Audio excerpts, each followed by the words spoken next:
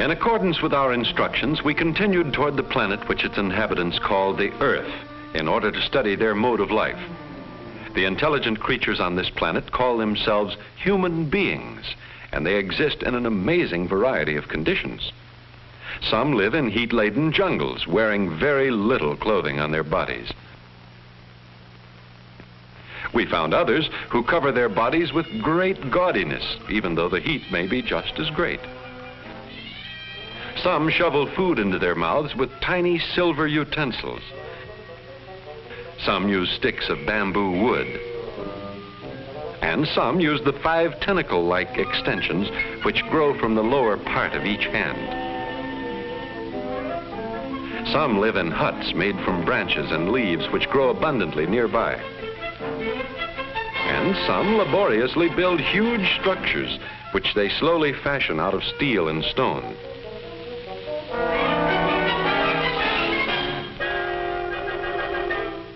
And yet, in spite of these great differences, we found that all these human beings share many things in common.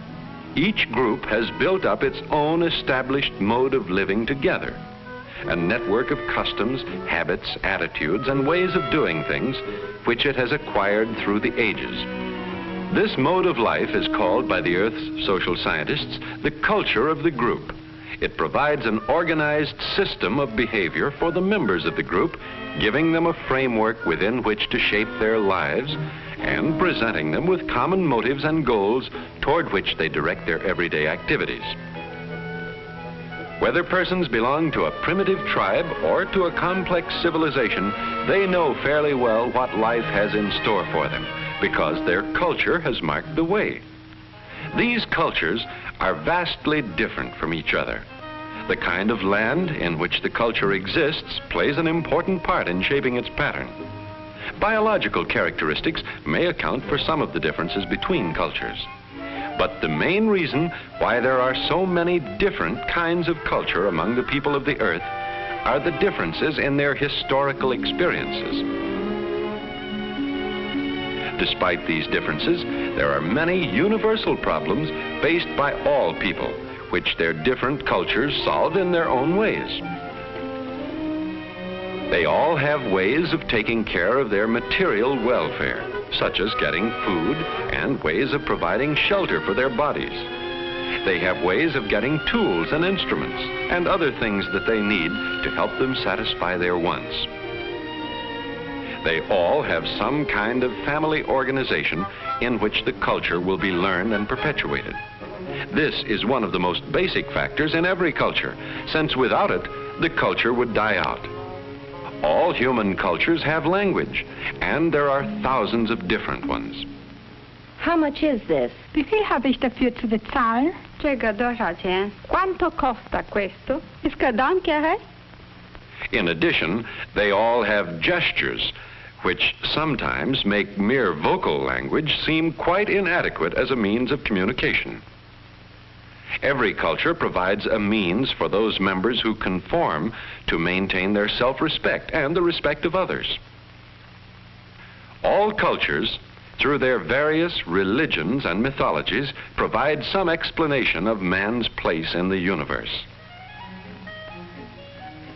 And every culture has its way of expressing a love of what its own people think is beautiful. However, their tastes may differ from that of other cultures.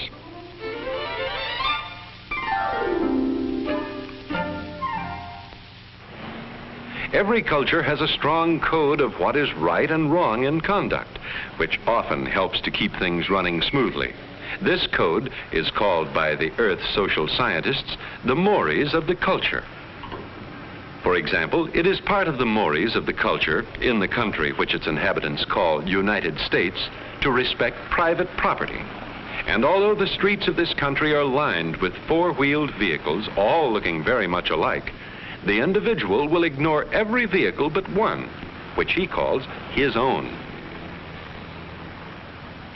So powerful is the force of a culture that in a society where male members on certain occasions are expected to wear small horizontal decorations under their chins, a member who instead wears a vertical decoration suffers great agony and mental distress.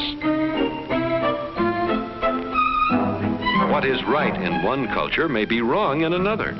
In some cultures, it may be considered right and proper for a man to have more than one wife. But in the culture of the United States, should a male have on his clothing so much as a strand of hair from a female not his wife, a serious crisis may result. The mores may be different for different situations within the same culture. On public beaches, a person may be seen with very little clothing on his body, and this is considered quite natural. But should the same person appear on a street, even though he may have more clothing on his body, if he's wearing the wrong type of clothing, this would be a violation of the mores of his culture. Not only would he shock other members of his society and cause great disturbance, but his society might also take official action to stop him from this violation of its mores. Generation after generation, this complex pattern of culture traits is handed down. The group has two ways of transmitting its culture to ensure its continued existence.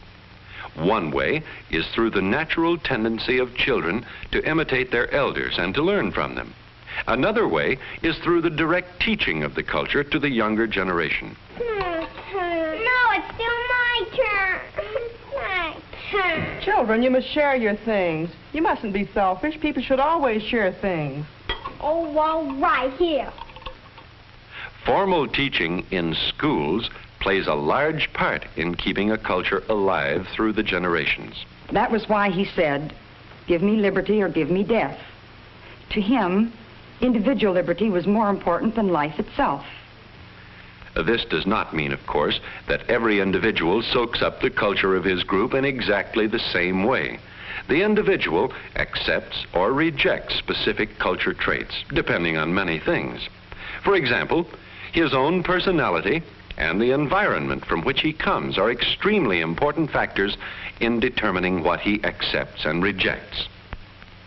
But there are only certain culture traits on which there can be a choice of acceptance or rejection. For example, the woman who works at a career has chosen to ignore the culture trait that considers the woman's place is in the home. She can do this without serious repercussions. But the same culture requires that women must be married to have children, and this culture trait is too strong for her to attempt to violate. She has no choice but to conform or be subject to great criticism. A culture which permits a certain amount of flexibility makes for a more individualistic people. A culture which demands too rigid conformity tends to stifle individual initiative.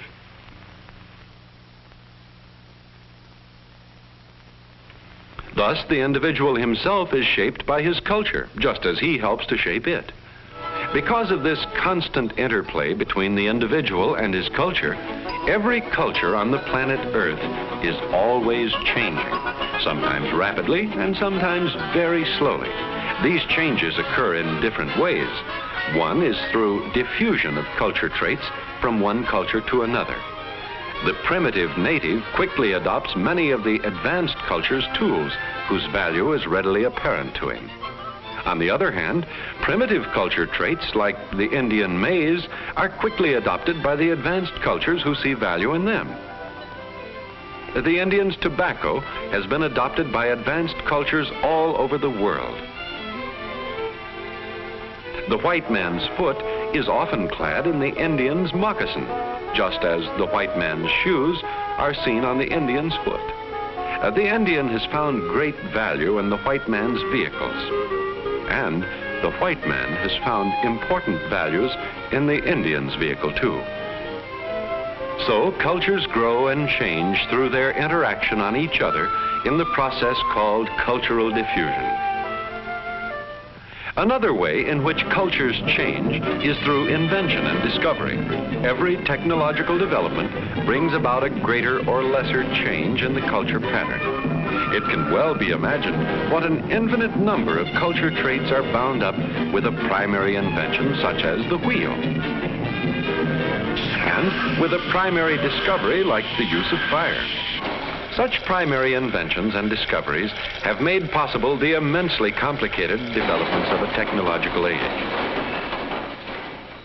An example is the vehicle called the automobile, which runs on 4 wheels and whose engine is driven by fire. Its introduction brought vast culture changes, especially in the country called the United States. The whole pattern of living of that nation has been changed. People are moving out of the city into suburban areas. Farmers are in closer contact with the towns. Transportation of goods has been revolutionized. These are only a few of the great number of new culture traits which have been formed around the invention of the automobile.